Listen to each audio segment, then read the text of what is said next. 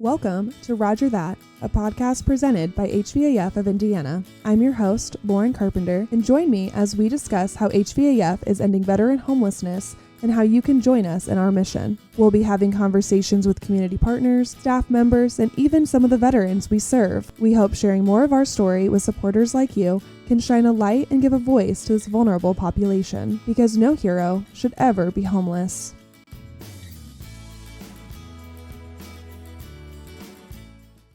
Hey, Danny, welcome to Roger That. Thanks for coming on today. Absolutely. Thanks for having me. Yeah, of course. So I know you've been at HVAF for about 6 years now, right? Yes, that's correct. Yeah. So when you first came here in 2018, that seems now so far away. Right.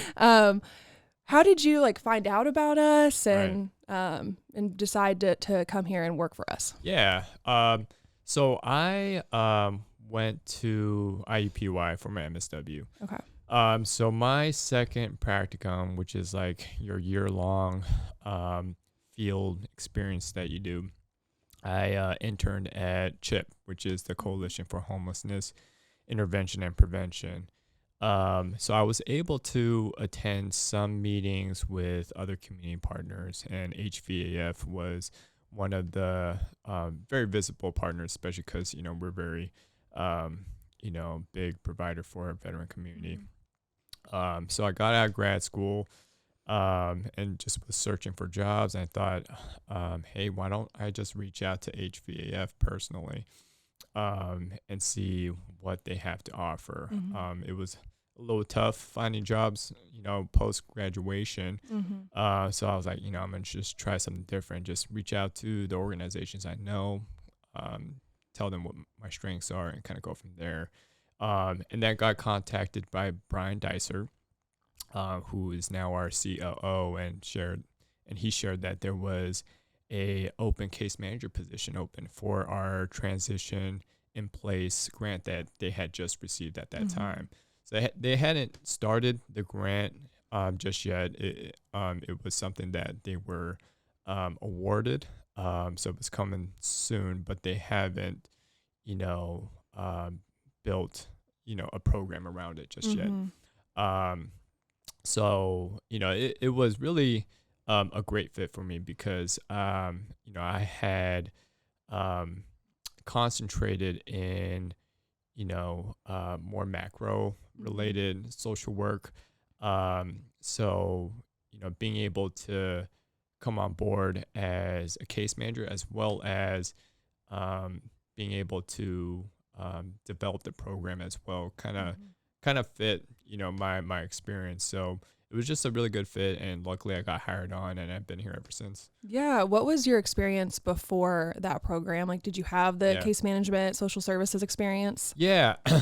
So prior to grad school, I had a little bit of direct service experience. I had worked in the Lafayette area in Tippecanoe County here in Indiana as a what you call a skills trainer, but it was really a case manager position, and I worked with adolescents in the school system. Okay. So I did a little bit of working in the schools, a little bit of work in the community, and home visits as well. So I did that for about 3 years, and then when I went to the MSW program, I decided that I kind of had a passion for some of those macro level type of social work. So yeah, how would you say your experience then in the schools and working in the community helps you in your position now? It helps a lot because it gave me the experience to work hand in hand with clients. So it gave me that experience of what my approach, needs to be, working with parents, working with kids, working with, families with kids as well, but also working with your partners as well. So I had a majority of my caseload came from juvenile probation or the Department of Child Services. So as much as it's important to work with, the teachers, the probation officer, and a DCS worker, that was just as important as how I worked with the clients as well too. So I think, that was one of the biggest things I learned working, as a skills trainer. Yeah. So when you first came to HVAF and then now your position has changed, you've been able to move up, which is awesome. So can you kind of go through that, like what your first position was and then now where you're at? Coming on as a case manager for transition in place, like I shared before, it was a new grant, and it would be a new program we needed to kind of create around that funding. So having that experience, and also it being a new grant, having to kind of be like the spokesperson for it, for the agency and the community, kind of gave me the experience of some leadership skills there, working with teams to understand the program, working with teams on how to enroll clients. So that provided me, the experience to kind of lead in the effort in program development, and also kind of working with, internal partners and community partners as well.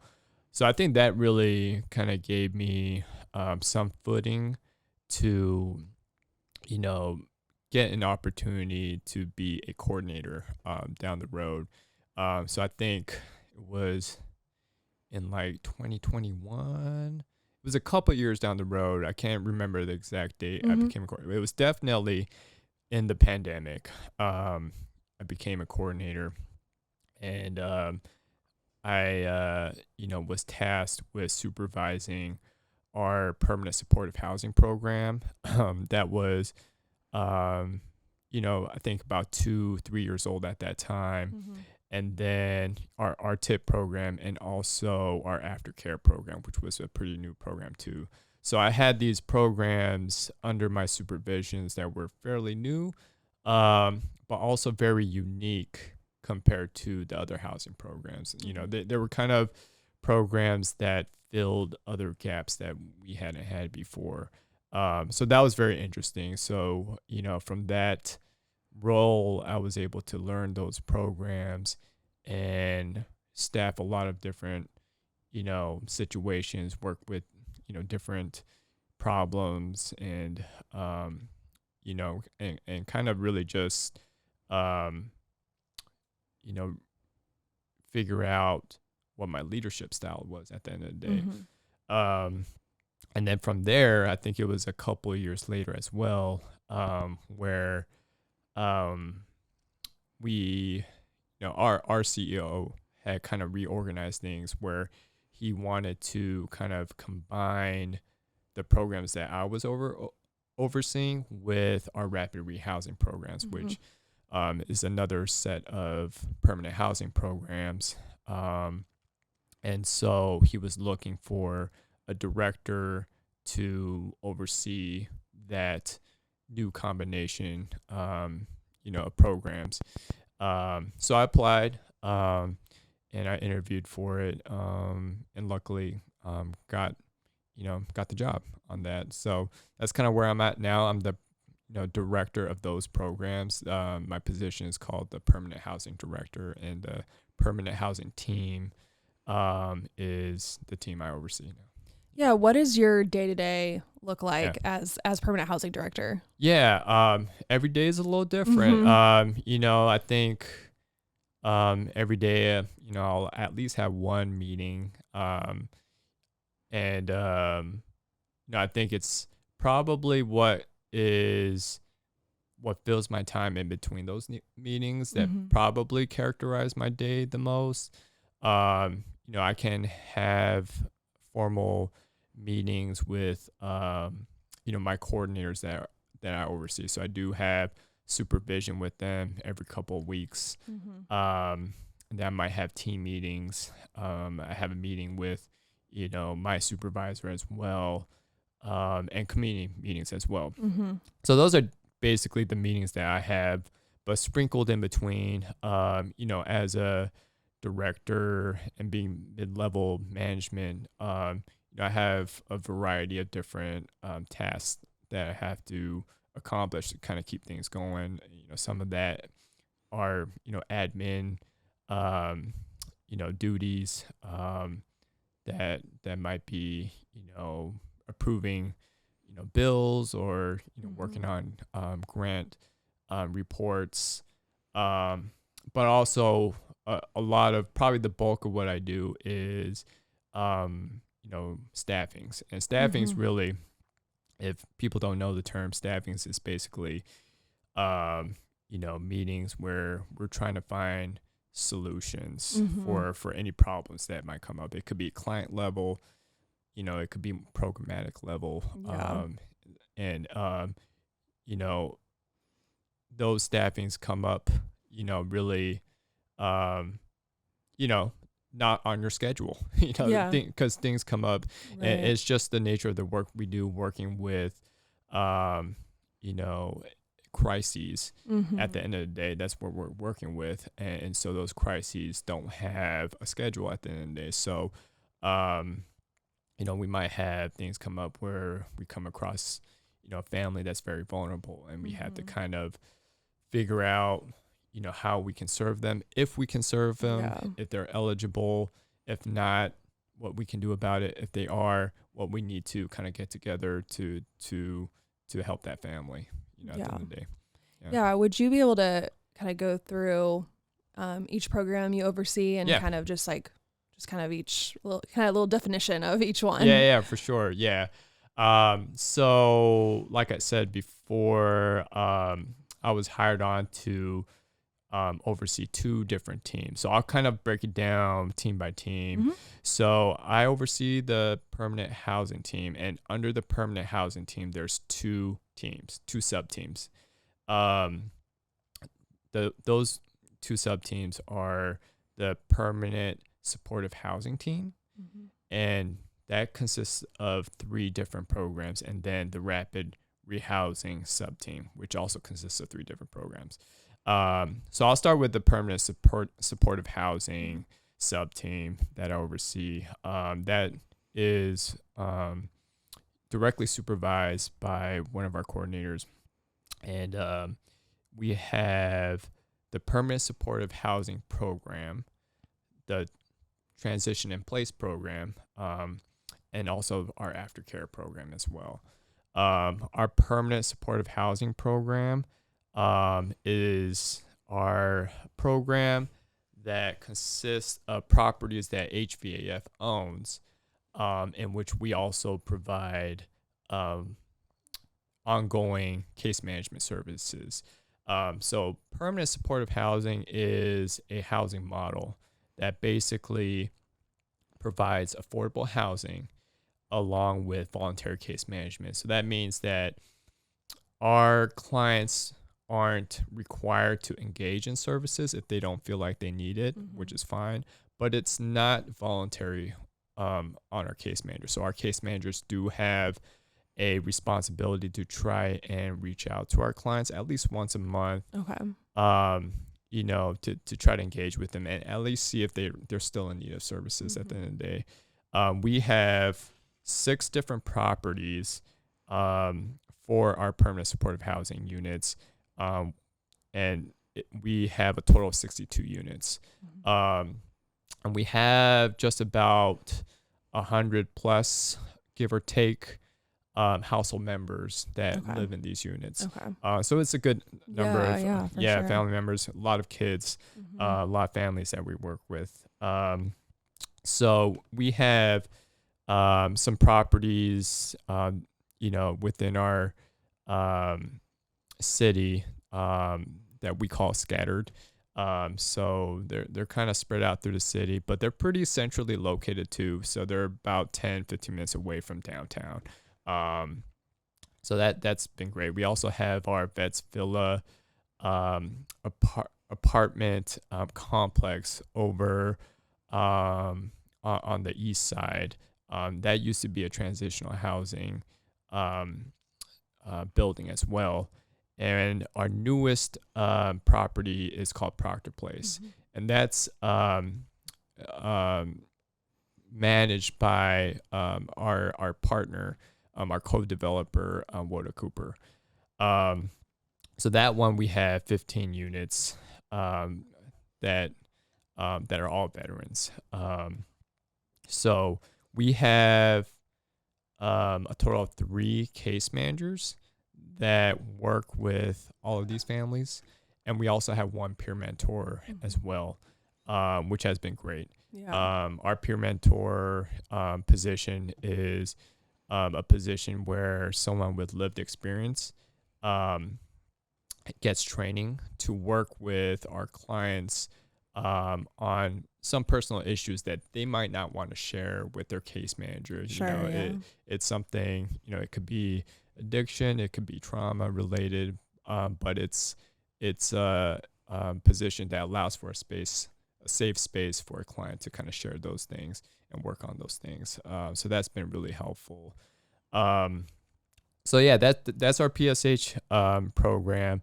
Our transition in place program is probably just as old. Again, that's the program I was hired on for. And that's not as big as our other housing programs. It's very unique because it provides intensive case management programs.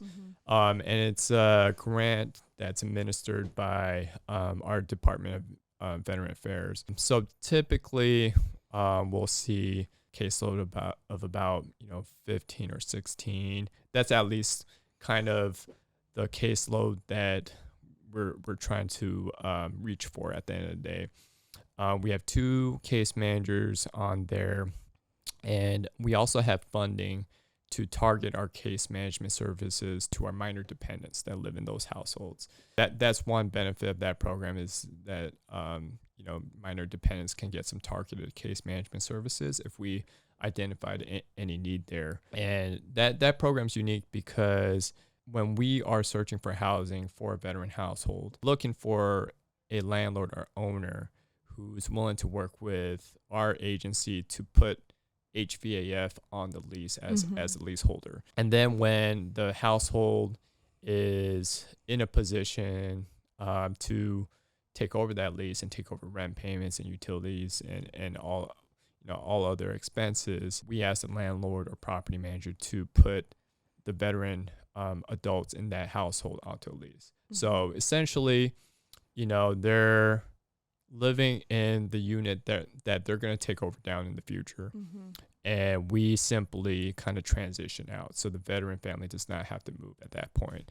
So it's really like a technical transition. So yeah, it's unique in that way. It's intensive case management, meaning, case managers want to meet with their clients at least once a week. And it's really to get them to transition within a pretty short amount of time, within 6 to 12 months.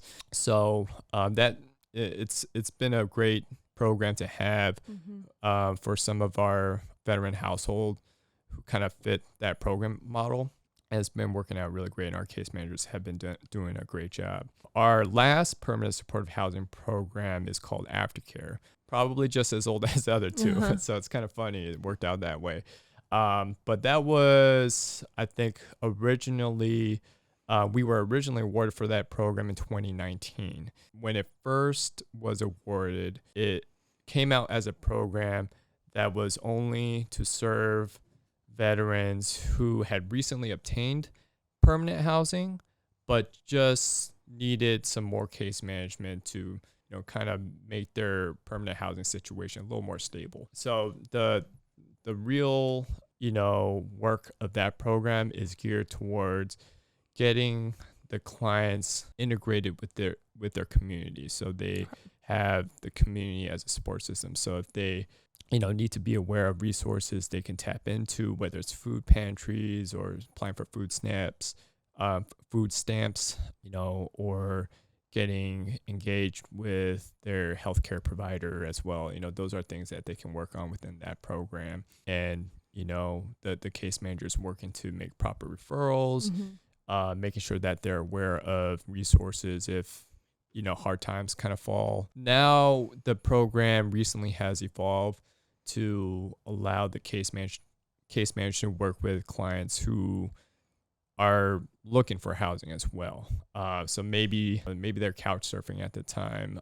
Maybe they're not really eligible for our other housing programs, but they're needing to search for housing, but still are needing the case management services that case manager can offer to get them integrated with their community as well, with resources and services and such. So yeah, that program's been a great asset as well. Yeah. I think that also fits another part of that housing continuum too, from homelessness to permanent housing as well. So I think that program is very well utilized. Then, we have our second sub team, which is our rapid rehousing team. We have 2 coordinators for that program, Lauren and Dorian, great coordinators and leaders. Yeah. This team has a lot of movement. We have 3 rapid rehousing grants. Our biggest and oldest grant is called Supportive Services for Veteran Families. We've had that program since 2011. Get a lot of grant funding for it. We serve a lot of households through it. That program is a rapid rehousing program that helps folks stay housed or find permanent housing. If they're getting evicted, they got kicked out, or they're literally homeless. So it's gonna fall in one or two of those categories at the end of the day. And essentially, it's we're trying to get them into housing and providing case management services. A lot like our other programs as well. It's meant to be rapid, so we're trying to house them as soon as we can. And for this program in particular, there are certain requirements that make a veteran eligible. So that's really what makes it unique compared to our other rapid rehousing grants. Yeah. Also, that there are a lot of initiatives that have been pushed through that grant, especially after COVID. So there's a lot of good initiatives going. We have a program within that program that provides a 2-year subsidy that ultimately pays half of a veteran household's rent if they are eligible. So, they can have that for 2 years, if they are engaged and they're doing, what the program contract states and meeting with their case manager. Tenant incentives is something that was pretty recent in the past couple of years, allowing case managers, us as grantees, to buy folks comfort items when they move into permanent housing.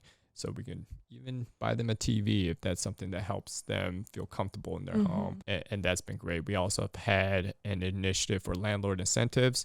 So if we have a client that has certain housing barriers, maybe it's an extensive criminal background, maybe it's a very fresh eviction, we can offer the landlord really a bonus payment for taking them on to kind of take a risk despite their barriers. So that's been great.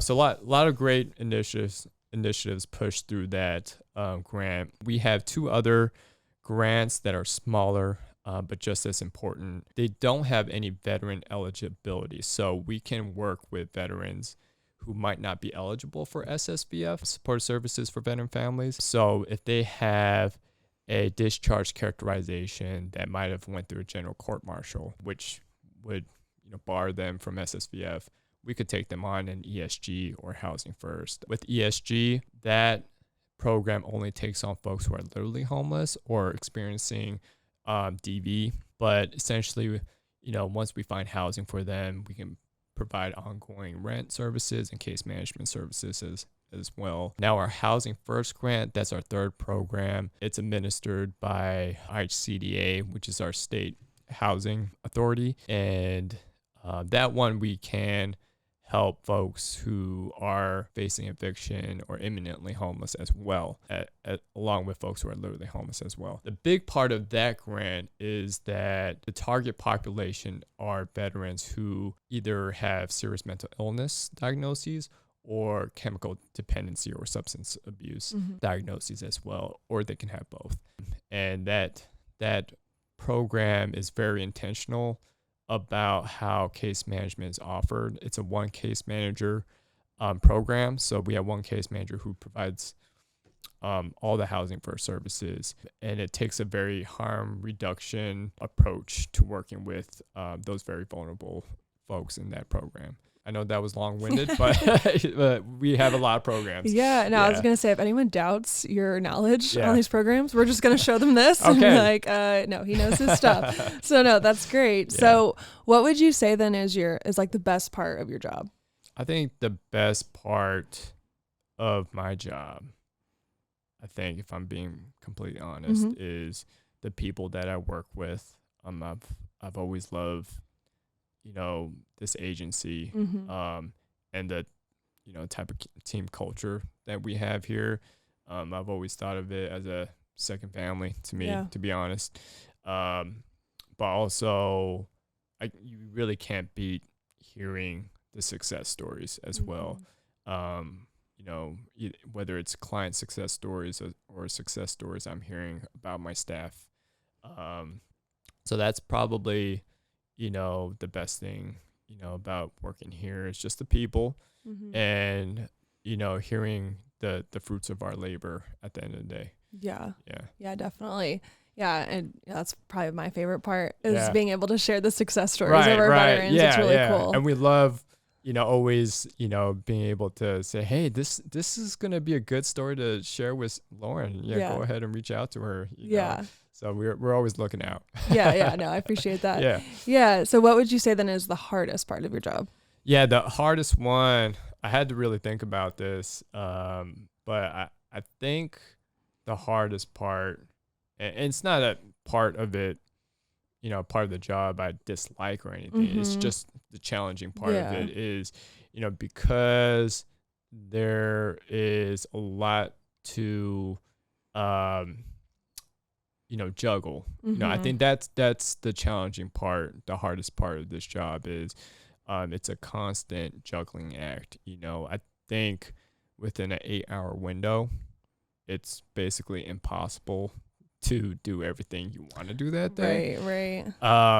So, I think, you as a manager of tasks and roles, you have to figure out, what is urgent that day, what needs to be taken care of that day, and what can be, pushed off a day or a few hours.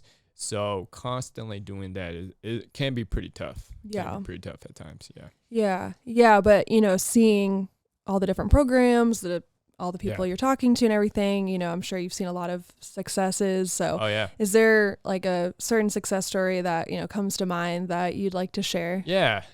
I'll share one that kind of goes way back, but kind of came up recently too. So it's kind of neat to share. So when I first started the Transition in Place program, we were working to get clients in and house. One of my first clients was experiencing homelessness, and before we found housing for him, he had obtained a job, and then his car broke down. So this happens a lot. A lot of bad luck sometimes happens during the housing search phase. So it just really not ideal situation for this guy. And I'm like, in my mind, if this guy loses his job, he might not get into housing, or he might not be as quick of a success, and to work with him to find another job, it might be tougher. Yeah. So he asked me to drive him to work. So I do that for a couple of weeks. And on the first, day of work, we're almost late too. So luckily, he got his car fixed in time, got him into housing. And we finally found a housing situation he liked. And this was like 2019. I think it was like winter time. So I get a call from him a few months ago, and he's asking me for advice on, I forget what it was about like moving expenses and like whether he's eligible for it. And I asked him like, are you still like living at the same property? He's like, yeah, I've been here ever since. Oh, awesome. And I have the same job too. Uh-huh. So, I think that, kind of serves as a testament to what our services can provide. We don't see that happen like all the time. Sure. Yeah. For a veteran household to stay in the same housing situation, put them in for that many years. Yeah. But it's, it's cool to see that, you were able to provide someone a housing situation. They were, happy with it and stayed with it for several years. So, I that was pretty cool to see because he was one of the first clients I ever worked with. Yeah. That's cool to see how it's not just a temporary fix. Yeah, this helps them. That gets set up for life. Absolutely. So, yeah, that's awesome. Yeah. So clearly you're passionate. I mean, you're taking him to work for a few weeks and, you're excited to hear about his successes, still. So what does it mean to you to be able to serve veterans?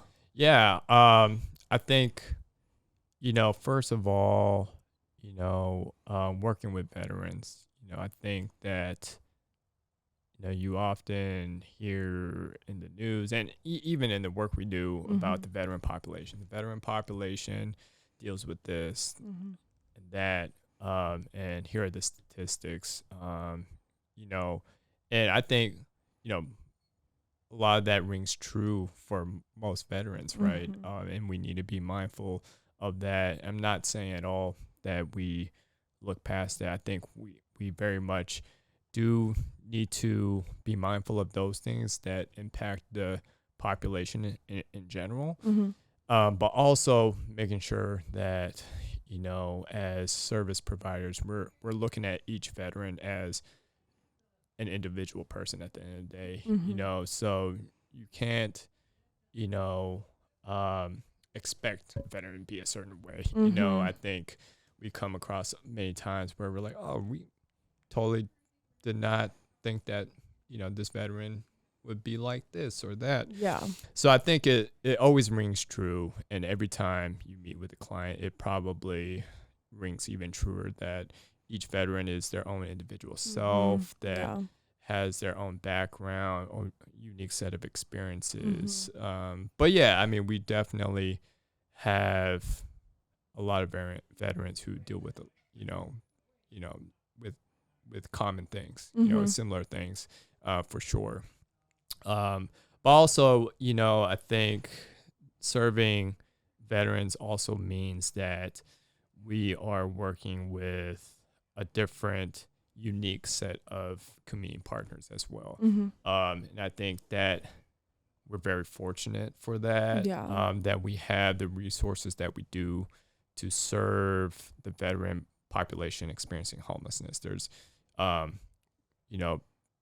compared to, the non-veteran community that serves, homeless individuals or individuals experiencing homelessness, we probably have more resources available to us. So we're very fortunate for that.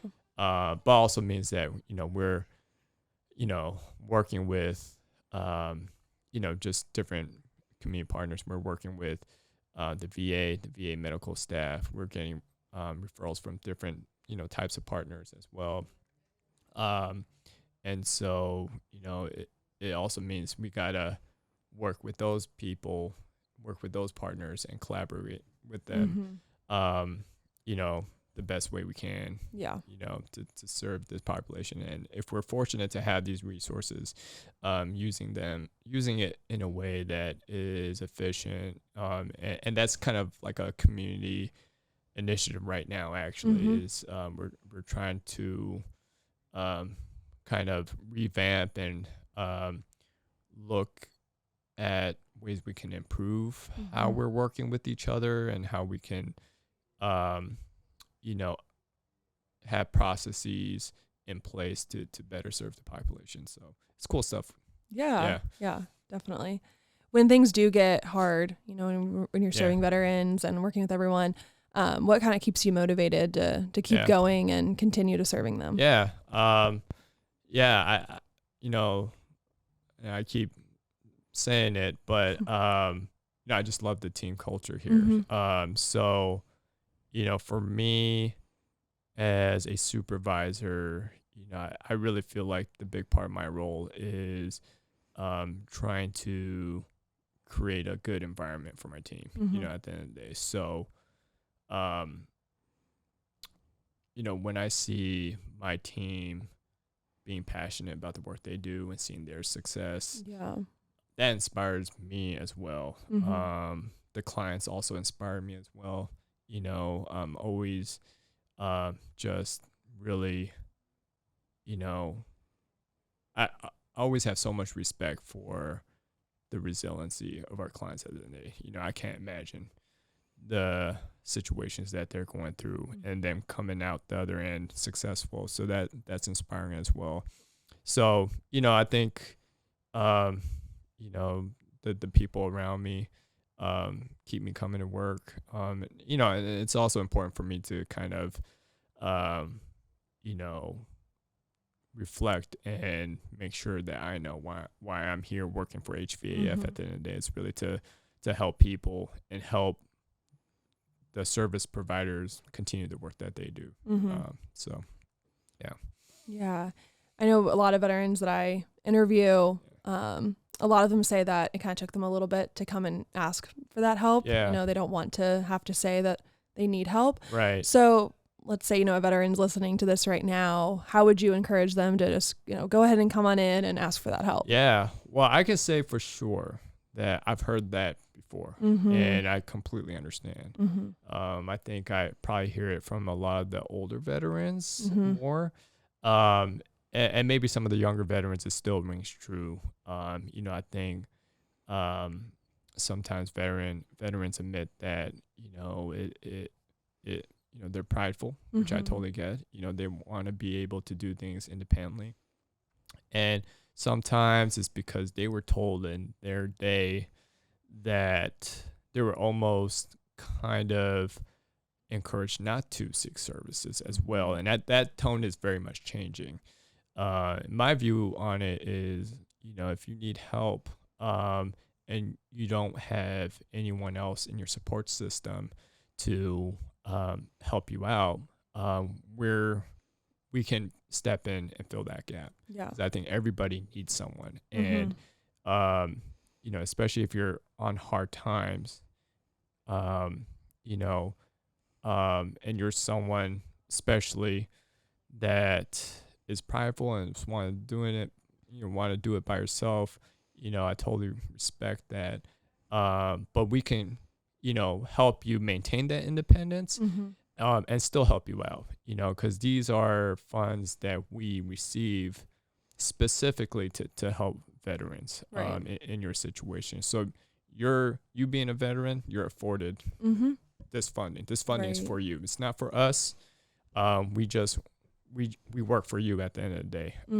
So of course there's expectations being part of a program that are really, pretty, I think it, pretty sensical in terms of like what's expected. You have to, provide documentation that we need, engage in case management services as needed. And those services are really, those case management meetings are always going to be about the goals that you have to maintain or, to secure permanent housing. So it's not anything that's irrelevant really. So there are requirements for some of our services, and we have different programs that have, different level of expectations as well. Like our TIP program, it's intensive case management. So we do tell veterans up front, this is a program where you do need to meet with your case manager once a week. It's important that you do that. We got other programs that are more like once a month that's required. But really, we kind of tailor our case management to the unique situations for our veterans. So it's not a one size fits all. So So yeah, that's what I would say. If you need help, please let us know. That's what we're here for. We're here to be your support system at the end of the day. And if you don't want to come in physically, that's fine. I think now, due to a big help by your department, Lauren, there's multiple ways a veteran can reach out. So, I think, Facebook is one way, right? They can message, and we have our HVAF of Indiana.org website as well, where you can contact, and, you can contact us by phone as well, of course. And if you don't want to reach out yourself and you want someone else to reach out for you, that's one way you can go about it too, so those are my suggestions. Yeah. And we have a lot of listeners too who like to support us and maybe want to. So what would you say to them of just kind of encouraging them of how their support and donations impact the programs that you're overseeing? I think even though we're like a big veteran organization for Indianapolis and for Indiana, really, compared to other agencies, I feel like, people are very aware of who HVAF is as a veteran provider. So when we're thinking about homeless veteran providers, probably HVAF comes first to mind in most people's minds. So I think the support, even if HVAF is one of the biggest organizations serving the veterans, there's still times where we get clients that, say, hey, I didn't know that there was an organization like that. I didn't know there was a HVAF.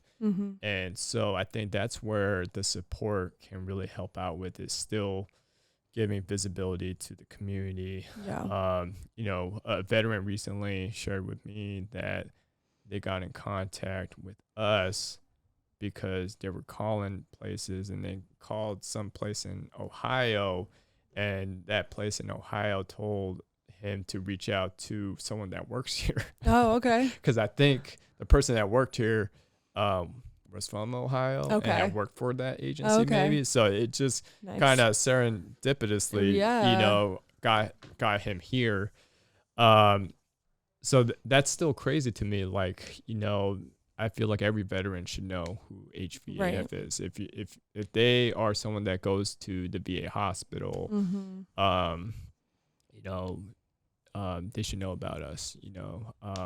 So I think that's the biggest thing in terms of support that can really help my programs, is making sure that veterans are aware of HVAF when they're in need. So they know who to reach out to. Yeah.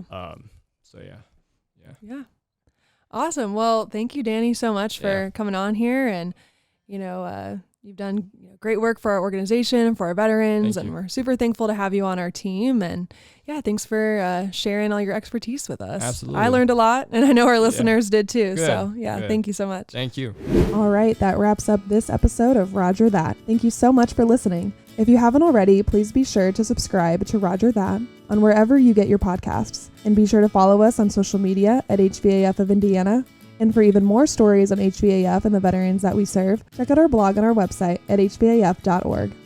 Thank you, and until no hero is homeless, we'll see you next time on Roger That, a podcast presented by HVAF of Indiana.